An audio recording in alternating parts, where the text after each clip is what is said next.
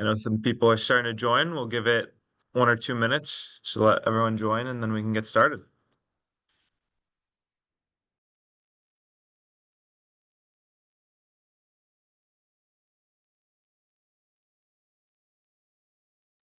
Yes, definitely use the chat, and you can let us know where you're zooming in from. And please, throughout the presentation, definitely ask questions in the chat.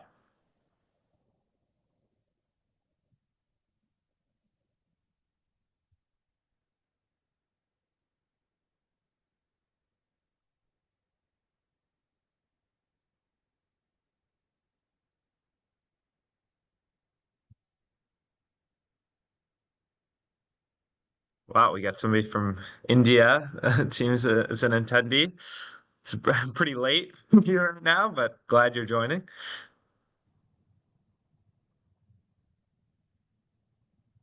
Should have put mine in the chat, Sam. Yeah, I was gonna say Michael is calling from the North Pole, so that is not a typo. He's in the North Pole.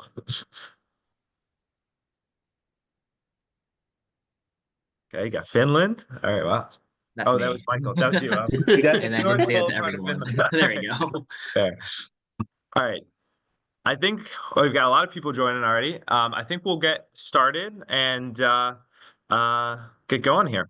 So thanks everyone for joining. Happy Tuesday, and really excited to have a webinar on supplier engagement from lots of different perspectives here, from people actually involved in their own supply chain decarbonization to people on the consulting side to people on the finance side. We've really got quite an eclectic group of people on the call as panelists.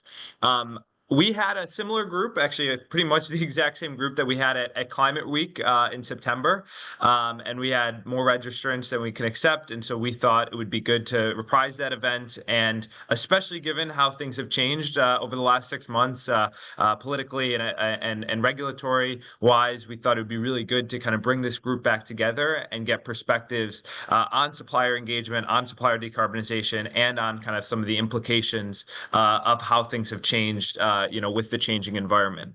I think one of the most exciting things about this webinar and just supply chain decarbonization in general is that despite a turbulent environment, there are trillions of dollars of purchasing power committed to decarbonizing supply chains. And that amount is, I think, one of the best catalyzing things for change that we have. And it's, a lot of it's voluntary commitments. It's not under regulatory obligations, but you have this across the world, trillions of dollars of purchasing power that can really make impacts across hundreds of thousands of companies. So very excited about that and very excited about this panel. So the panel today is going to explore how to engage suppliers, how to reduce emissions within your supply chain, as well as how to navigate some of the changing environments and compliance things, schemes coming up to date.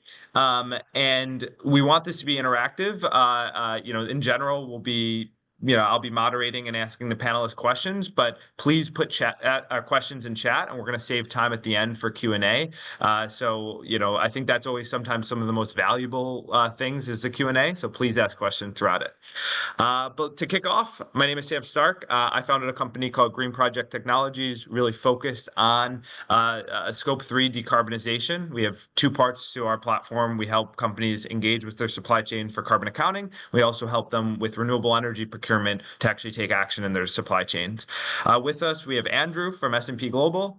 We have Michael from Microsoft. We have Mike from ACT Group, and we have Blythe from KPMG. And as I mentioned, it gives quite an eclectic group with different perspectives. So I'll start off by just letting everyone do a quick introduction to themselves before we get into the questions. Maybe Mike, we can start with you, or Michael.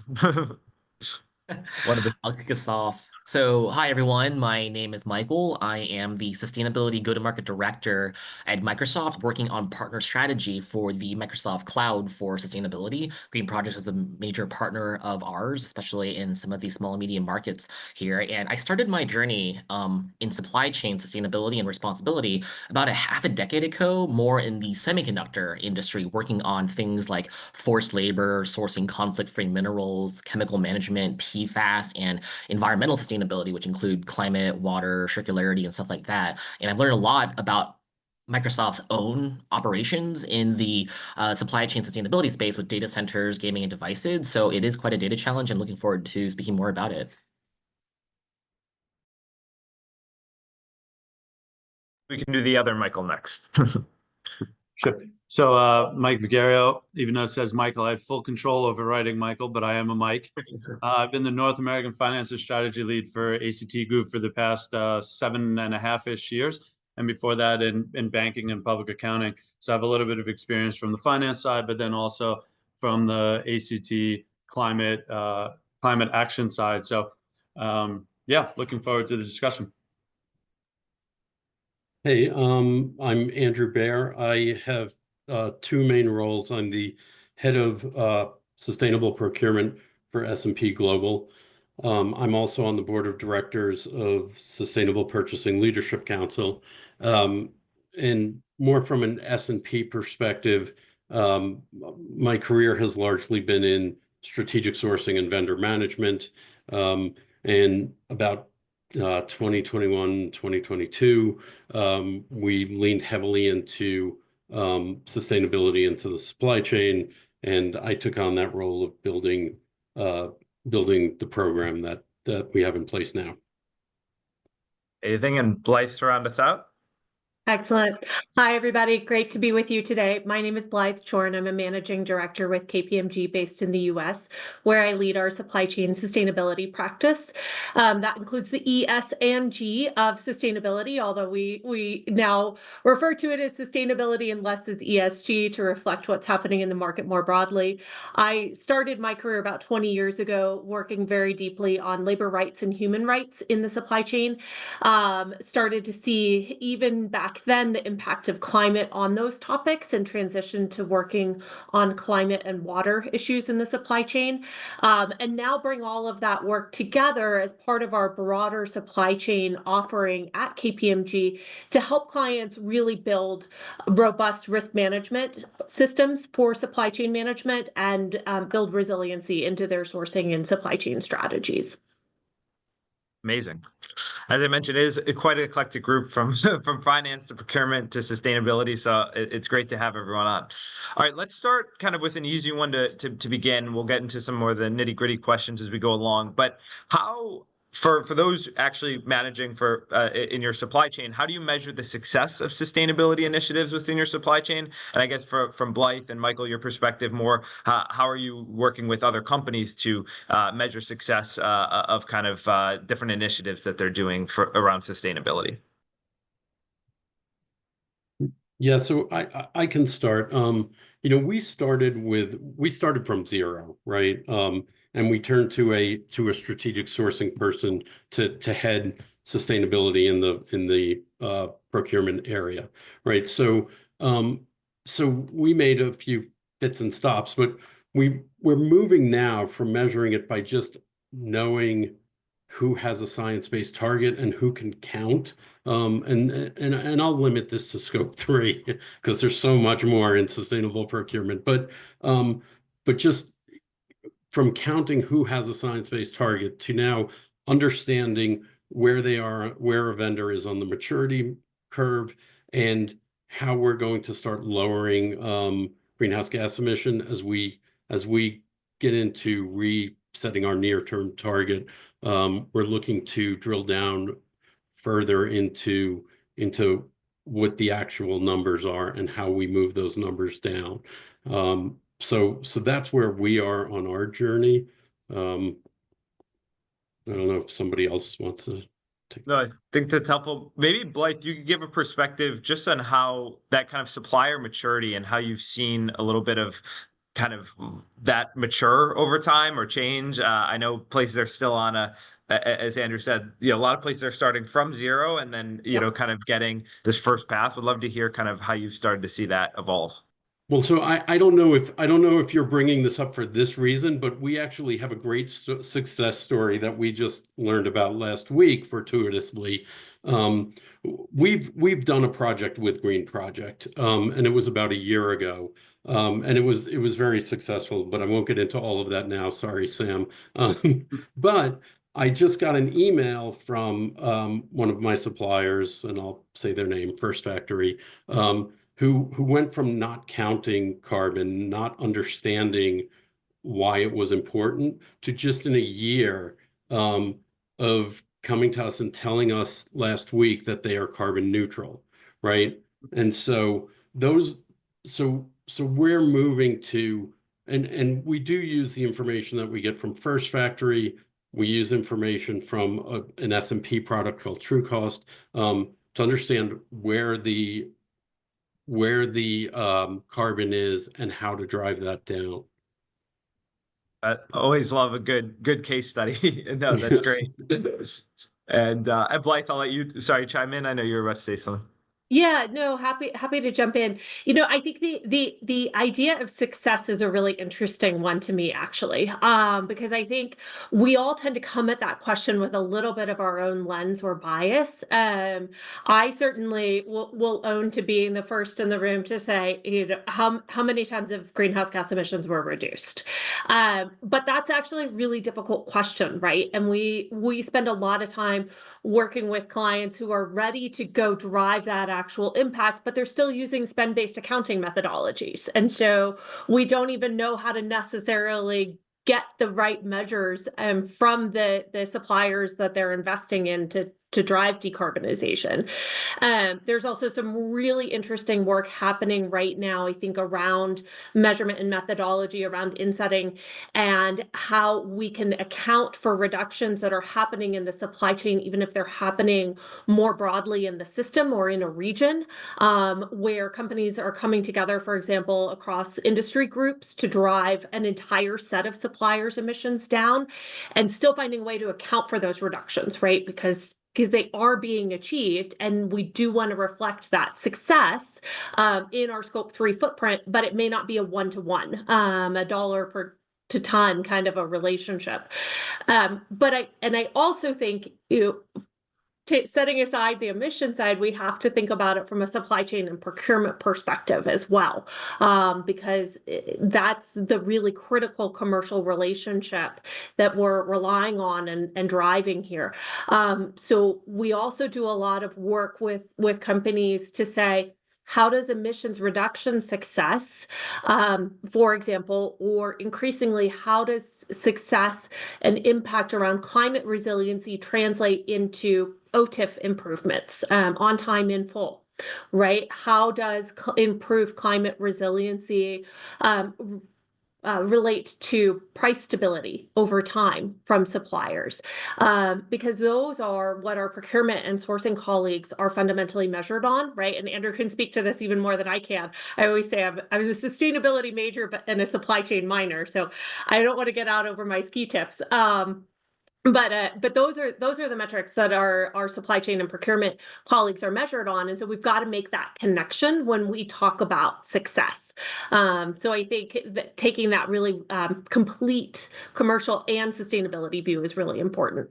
I think that getting multiple stakeholders involved has always been from the beginning, I think, one of the most important things, having procurement and finance. And maybe this is now kind of a segue to Mike from the finance perspective of how you kind of align, expectations from this potential. There's some extra costs in trying to engage these suppliers, but how that can actually potentially also have returns in terms of some of the things Blythe was saying in terms of resiliency. I know that's becoming a bigger topic now. It's not just supply chain sustainability, but supply chain resiliency, especially in kind of more turbulent times. Yeah, and I think that the two pieces that become important from the finance perspective is reporting. So we're seeing more and more compliance or compulsory pieces coming out. So that obviously falls on the CFO's desk. So, and with potential limited assurance and et cetera. And so that's been important. And then supply chain resiliency. I mean, we're seeing that come to the forefront, and everyone talking about the supply chain in general, not simply resiliency, but supply chain in general.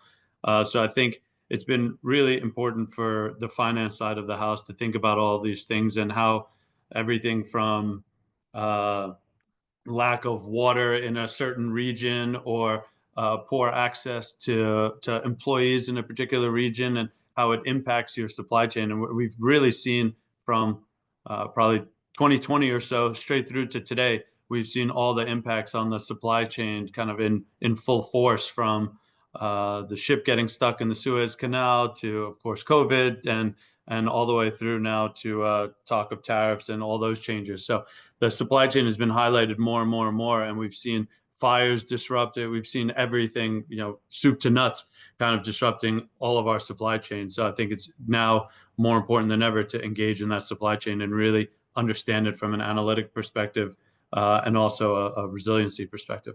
I think the most successful engagements we've done, finance is involved and procurement is involved from day one, and I think that is really key.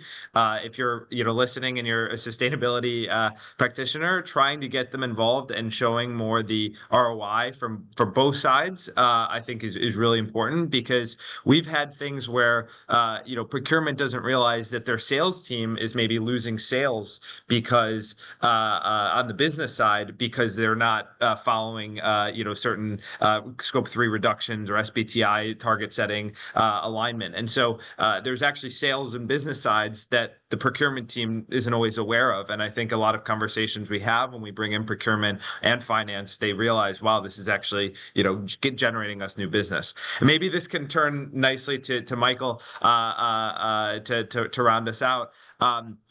Microsoft's obviously a very large corporation. What have you been seeing? How that's been, a critical, I think, business decision for Microsoft to have more engagement of suppliers, more engagements of partners in the ecosystem to try and be decarbonizing. I think, with our own engagement with Green Project and Microsoft, we've seen this being a really important.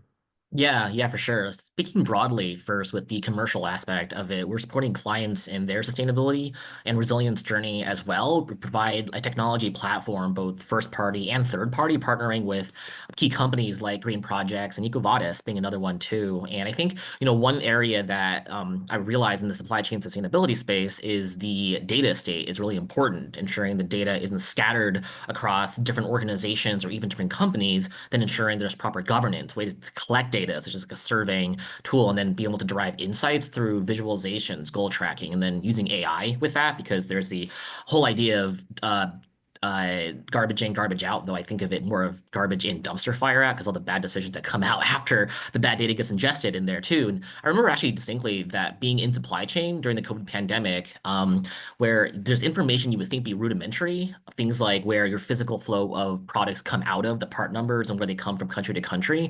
A lot of that wasn't really well known a lot of times. It was something that was being sought out through emails or document spreadsheets and stuff like that too, whether an address from a supplier site was an actual manufacturing site or a marketing office. And sometimes that actually impacts the sustainability side, because when you send auditors out there, quality or sustainability, to do it, you find out that the address isn't really useful from a manufacturing standpoint. So just a data sanctity around it, knowing where things are at, is crucially important. And then ultimately, I think just measuring for ourselves, we hear from clients a lot similarly that being able to measure the data point to begin with, but also really accurately measure it. So if you have data in there, it can be somewhat misleading sometimes. And then gauging your supplier maturity in that case, the commitments and strategy, then figuring out, what the material ones are. So for data centers, semiconductors are quite a heavy hitter in that space. And then chemicals are a heavy hitter in the semiconductor space, as an example. So how far down the chain you want to go to help manage some of that.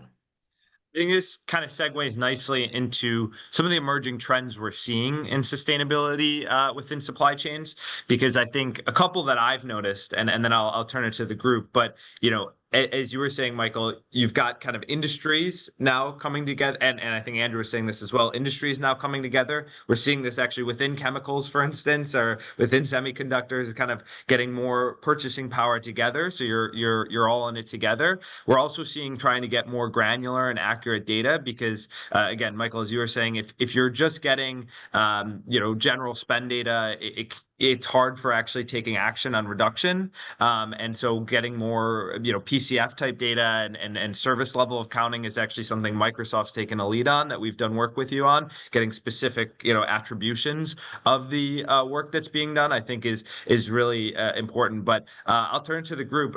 What are some of the kind of emerging trends you're starting to see, or some of the kind of exciting things on the horizon? Whoever wants to take it first.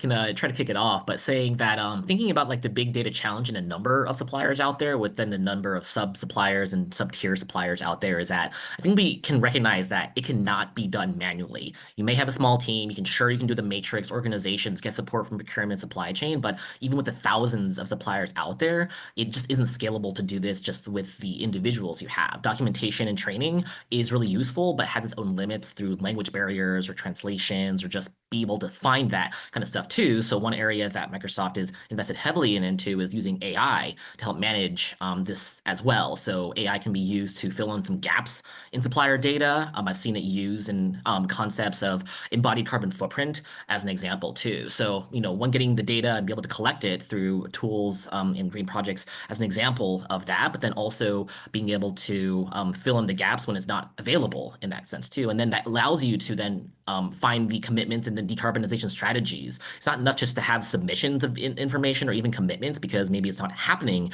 or not. Now it's what suppliers are actually doing to decarbonize in that space as well. And to acknowledge some changes in the US, I wouldn't really call this a shift per se, like a different trend, but just maybe more focus on the business value element of supply chain transparency, really be able to know where products are flowing, how people are moving between countries as a way to ensure operational efficiency and excellence, but also ensure that you can have sustainable supply chains as well. I can't tell you how important it is to get, like, the more you can get data on actual actions places are taking for decarbonization as opposed to just having the commitment. We've had so many places realize, oh, we have an SBTI commitment, like we didn't even know about this. And obviously 2030 is getting closer and closer. And so I think a lot of places are, we need teams within a place. A lot of times the sales team's committing to an SBT target, but then that's not getting actionalized throughout the whole company. And I think it's really important. The more, I think AI is a great use case to getting more data around what actions are actually being taken at your suppliers. Blythe, I thought you unmute, so maybe you had something to add as well. Yeah, I was going to say, so, I think Michael's talking a lot about getting the data of what performance looks like. I think one of the things that I'm really excited about is how I'm seeing technology begin to enable us to drive more impact as well. And this is not a paid PSA, but I know Green Project is involved in helping to aggregate supplier demand for renewable energy projects. And it's a great example of a lot of the types of work that we're starting to drive with clients at KPMG and where we're seeing the demand. Again, I don't want to ignore the measurement side because it's, we never want to forget how do we get credit for that work. But we've been really constrained historically by only being able to look at that, as Mike was kind of alluding to, that top 10% of suppliers or those top 50 most strategic suppliers and working one-on-one with them on these types of projects. And the ability to aggregate information about where suppliers' operations are, what renewable energy projects are available in those regions or may be coming online, and be able to aggregate that demand.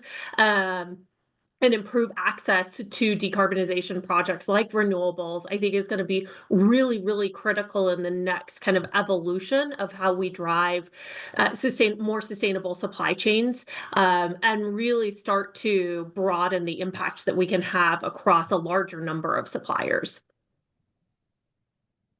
Yeah, there's a couple of things that I noticed, picking up on what Michael talked about. The need for data is so great, right? And Blythe talked about this earlier. That was a big that was something we talked about a lot at the SPP, the Sustainable Purchasing Pledge meeting in New York at Climate Week. And the CPOs were very interested in how do we get better data. And then to that point, you see some of the larger players. Salesforce is the one that's known that's bringing they're getting involved. They've already been involved with their net zero cloud. But Michael just talked about what Microsoft is doing. I think you're going to see other large players come into the industry, and it will be interesting.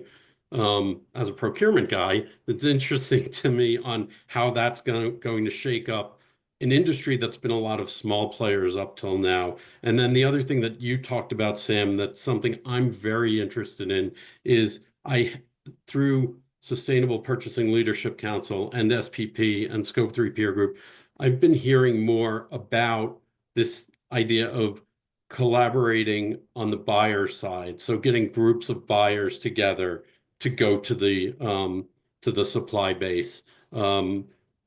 Because we're all having them fill out the same form, right? Or go to different places, right? So so that's one that I'm excited about because I think together we can have a much bigger impact than going one by one 10,000 times or 100,000 times. Definitely. I mean, I think suppliers are getting fatigued by so many different requests. This is becoming a common theme. They don't actually mind, at least as we've seen, they don't mind doing a carbon footprint or a product carbon footprint or sourcing renewable energy. I think a lot of them understand that's a cost of doing business, but I think they get overwhelmed when they have 15 different or 20 different places all requesting it. And I think that's one of the areas where I think is really important for the market to mature, to get, less requests to these suppliers, and more, poignant requests when it's being asked. Which maybe dives into kind of the next topic, which is how do we help these smaller companies who are in the supply chain, right? There's a lot of companies, you've got your top 100 suppliers can be very large, and a lot of them, are large corporates themselves with supply chain commitments. But then there seems to be this kind of whole tail of what can be thousands of companies being engaged. And I know, for instance, with Microsoft, we're focused a lot on engaging your SME businesses and how we can help them be, have a more accessible program. What have people seen? And maybe we can start actually, Michael Vigario, with you, because I know we haven't heard from you a little bit, like with trying to engage these smaller companies who maybe are more budget constrained and from a finance perspective have less budget for this, and trying to maybe make a business case for them for doing this. Yeah, Yeah. definitely. That's Go ahead. This is what happens when you have two mics on the same call. But yeah, so I think that's something ACT Group has been really focused on for many, many years, is trying to democratize the actual action of climate transition, and not just not just for the Googles and the Microsofts and the large companies of the world, but also for those smaller next level companies that may not be able to engage in a PPA, that may not be able to fund their own carbon sequestration project, or may not be able to do all of these things. And so to be able to have access to high quality credits without having to do all this due diligence, which is outside the core of what the company actually does, that's been something we've actually tried to do, and we've seen more and more attention from these smaller companies also trying to look at their footprint, not only measuring it, but actually acting on it. And so that's been pretty important for us. But it's always difficult, the education piece on why this is important to you and how we can achieve it in a successful way that works for both sides, because you don't want to go and fund a project that later comes back and doesn't fulfill the promises that were made at the outset. And Blythe, maybe just quickly I thought, Andrew, you had mute, but I was going to ask from you really quickly, have you seen education being, actually, this could be for you, Andrew, too, because I know we did a little bit of this as well, but education being a really important part about this, because I think, again, a lot of these companies don't even know what scope 1, 2, and 3 is, let alone, the nuances of the renewable energy market or something like that. Yeah, we talk a lot about where interventions necessary by the buyer or even a group of buyers, so an industry group, et cetera, and where can interventions happen more exogenously in the system. And they're always going to be a group of suppliers that are critical to your business, that are strategic, that you're investing with from a commercial perspective, and it makes sense to invest from a sustainability perspective as well, to ensure that they're really able to grow with you and your business.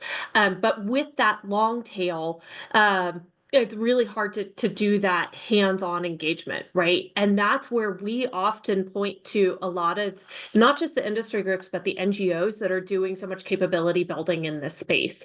I talk about CEBA a lot, the Clean Energy Buyers Alliance. They have some fantastic training out there, already available in every different language, in local time zones, wherever your suppliers sit, they're touching them, or they're ready to reach out and touch and engage with them, right? right? And so that's a really great way to start to build that baseline awareness and foundational capability amongst the long tail suppliers. And then depending on how your business relationship with them changes over time, you may want to do more. But I think of it as kind of that, what's that? Least effort from the buyer perspective, broad sweep that we can do that leverages what's already out there rather than, to Andrew's point, trying to recreate the wheel, because suppliers feel that pressure too. Do I have to go take 3 trainings on the exact same topic just because buyer A, B, and C sent me to different places? So Hey, Super helpful. Stan, Yep. I had not come off before to like muck all over Blythe on this, but but since you mentioned me, I will say, you know, there's that perspective of the, you know, you want to make the glide path as easy as possible for suppliers.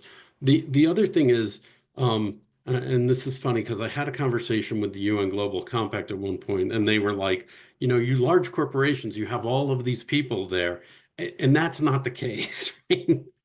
So there's also that perspective, and that's what, like, having a vendor be carbon neutral a year later is because we asked Green Project to do that, right? Like, you were able to help us make that case. There's very few of us in my department, and we can't do the level of engagement that we want, but we want to do that education, right? And so I like Blythe's comment about the NGOs that are out there, and then also relying on a partner is just very helpful.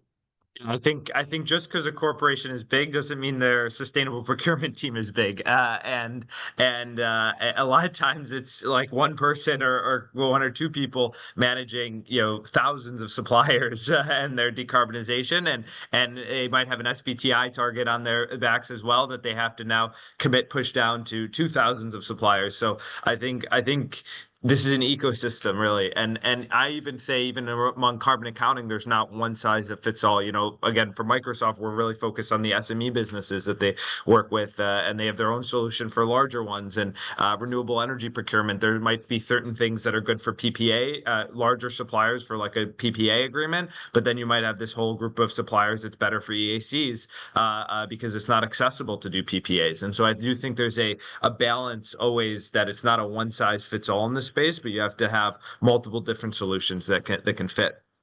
I think we have time for maybe 1 or 2 last questions, and then we'll get into the Q&A. So please, I already see a lot of questions, but send questions if you have them.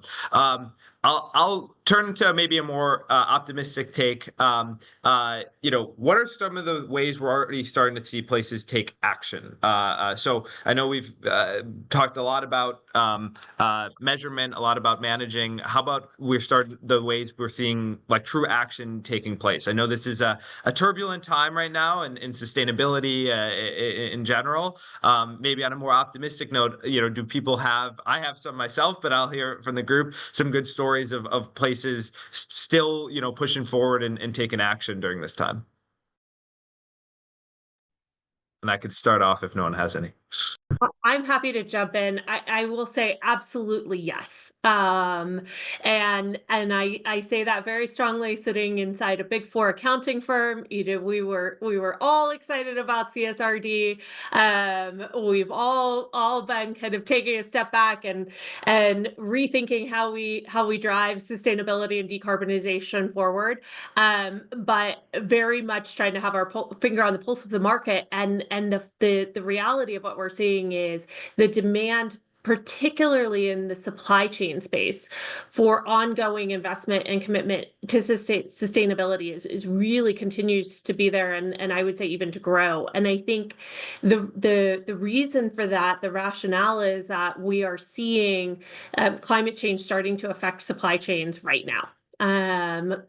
Supply chain management is getting more challenging day by day with extreme weather, and understanding what that means in terms of transition risk for our suppliers and how we work with them, not only to mitigate but increasingly to adapt. I think we're seeing is being elevated every day, every week on chief supply chain officers' agendas. So we need more technology. We need better traceability and visibility to be able to do that, and to understand, as Michael was talking about earlier, not just where the supplier headquarters is, but where the tier 3 supplier manufacturing location is, who turns out is a critical node in the supply chain, and we didn't even know they were part of our supply chain. But I think, yes, the demand and the understanding of how all of the sustainability work that we've been doing is going to create resiliency in supply chains going forward. We're seeing the demand continue, and if not increase.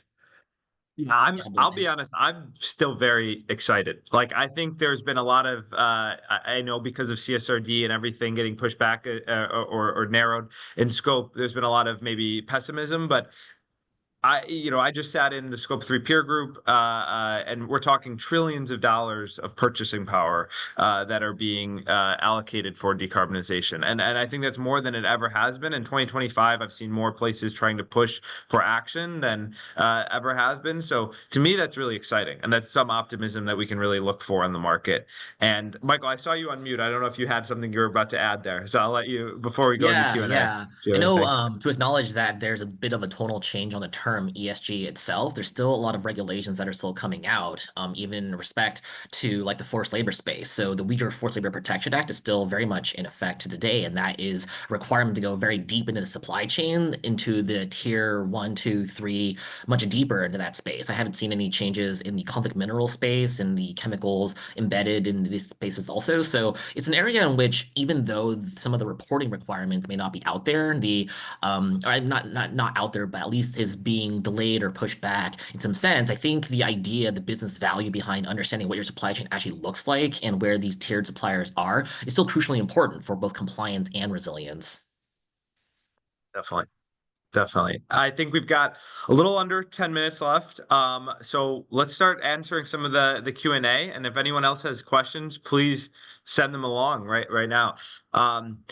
So there's 2 different chats going on. So I'll first do this one that's in the first chat that I have, and then we'll go to the other chat.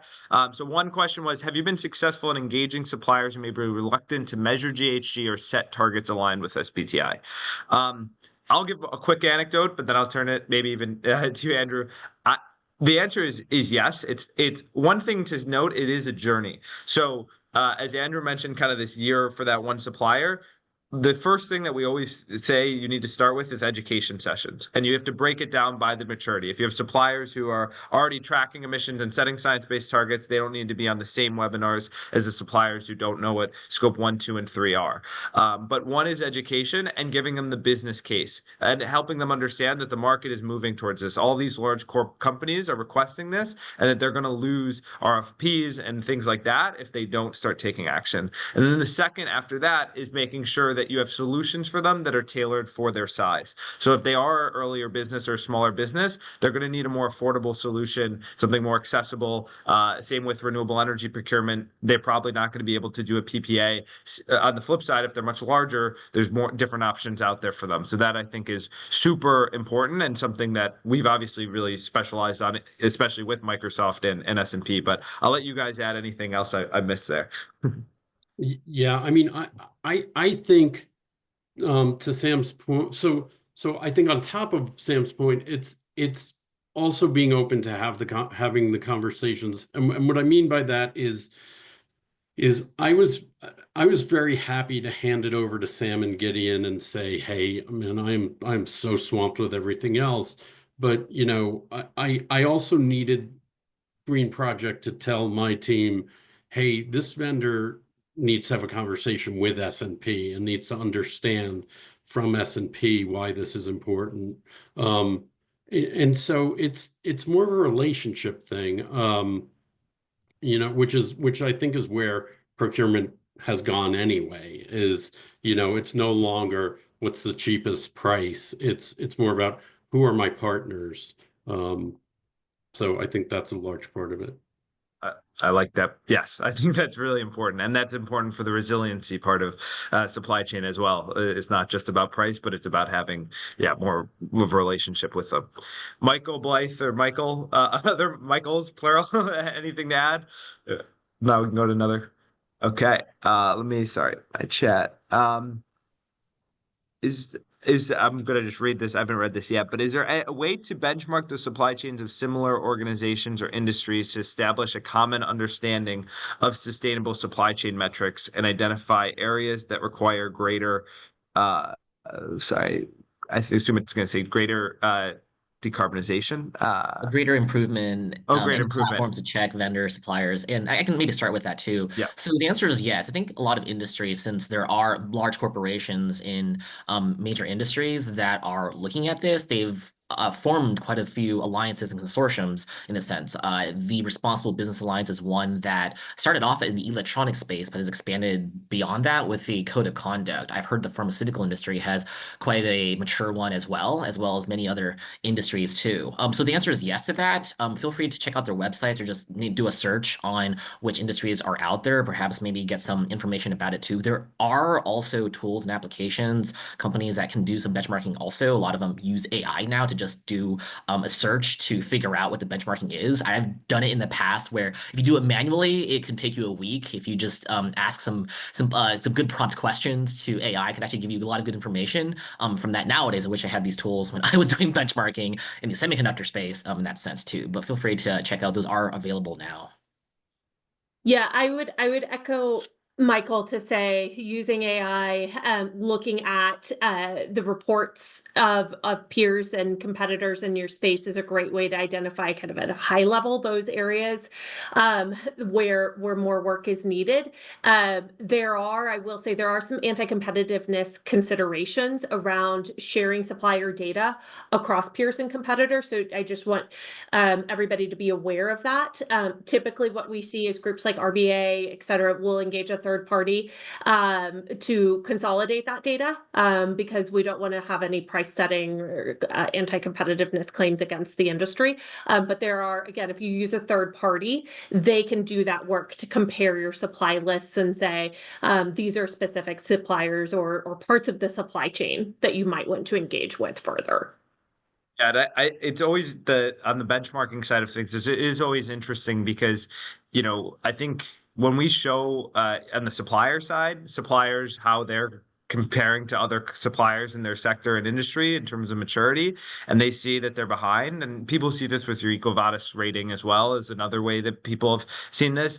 It really does spur places to take action and start doing things because it might not be, the sole differentiator of why they lose or win an RFP, but if it's one of the factors, it can be a low-hanging fruit for them to start taking action on. I think we've got one more question here, or time for one more question here. So the question is, are you just looking at tier 1 suppliers, or are you also kind of focusing in these programs on tier 2, tier 3? Obviously, this can get quite long, lengthy tail here. I'll give, I think it's a tough challenge, is the short answer. I think the best way to do it is obviously if you have your suppliers committing to their own targets that include scope 3, like a science-based target, they are going to have to push that down. And so I usually do say, let's start with tier 1, unless it's a very big product or makes up a very big amount of your footprint. So if it is something in the, like for instance, semiconductors, and that 1 or 2 tier 2 suppliers make up about 80% of those emissions, well, then you should probably work on engaging those tier 2 suppliers. But I usually say start easy because it's not easy, and start with tier 1. But I'll let everyone else give their perspectives as well. I would just ditto that, right? Like, yeah. Yeah, for sure. I know tier 1, and I would say for smaller companies especially, I would try to leapfrog by using the lessons learned from large industries. Big corporations started this a decade ago, so don't try to boil the ocean. Start with the low-hanging fruit, the most important, the impactful ones. And I think the regulations, if they apply to you, will eventually create some movement towards the deeper tier suppliers. I mentioned this in the chat too, that regulations such as like CBAM or the Uyghur Forced Labor Protection Act and chemicals embedded into substances and articles, they will actually start requiring companies to look a much deeper tier into the traceability of it. It's not purely just the tier one as well. So I think in the future, there'll be a lot more around the deeper tier one. So I think getting that lessons learned and that kind of experience now is going to be important for the establishment of technology platforms and learning which ones to use for the needs that you have. Yeah, and I think that makes a lot of sense, Michael, making sure something's achievable and in an efficient way. So making sure you do have the data, you do have a partner, you do have all of these things makes it much more palatable and able for all companies of all sizes, whether they're small suppliers or large suppliers, to be able to understand what's going on and make it bite-sized and feel achievable. Otherwise, it could feel like climbing Kilimanjaro or something, and that's just not fun for anyone. Well, for some people, I guess, but. With that, I think we're right at 12:45. This was wonderful. Thank you, everyone, for your great perspectives. Please shoot us emails. We'll send over after this call contact information and the recording. So if you have specific questions, please send it over to us. But thank you for all the wonderful panelists and the attendees to join. Have a good one. Thank you all. Awesome. Thanks you all.